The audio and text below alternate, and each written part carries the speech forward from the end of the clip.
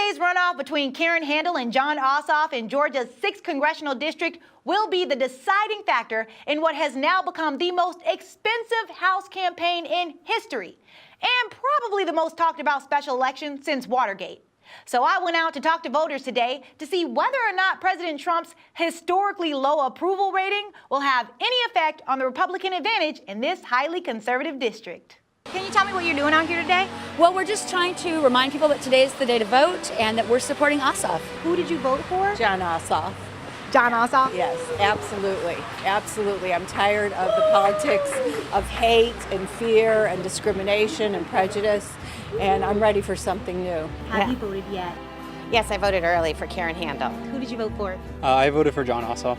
Definitely Jon Ossoff. Why Jon Ossoff? If you followed him, he shared his vision, and I think it's very clear, it's very positive, it's very inclusive, and that's very important to me. I think he is the best candidate for this district. He's interested, he's intriguing, he's compelling, and I think a lot of young people, this has really gotten them involved, and I think that that's really important. What do you think Karen Handel can do for the 6th district? Well, she brings a lot of experience and success, and had a major issue with Ossoff not even living in this district and having no experience at all. And I just don't trust him. I just feel like he's a new voice. This district has been held by Republicans for the past 40 years or so. And I think this is just this election is symbolic of just one way we can fight back against, recent changes in the presidency and in Congress in general. Handel went on record saying she doesn't support a livable wage. How do you feel about that?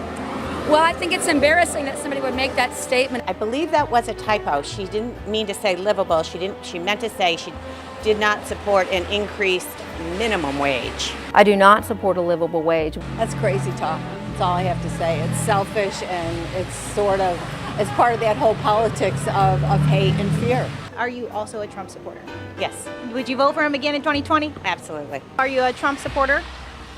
I am not. Are you a Trump supporter? No, I'm not. Do you support Donald Trump? No, I do not support Donald Trump. There are people who did vote for Trump who are now supporting Jon Ossoff because they're very disappointed with what's happening in Washington, and they agree with us that we need a change. It sends a message to Trump, which Jon Ossoff has said, like, we have to hold him accountable.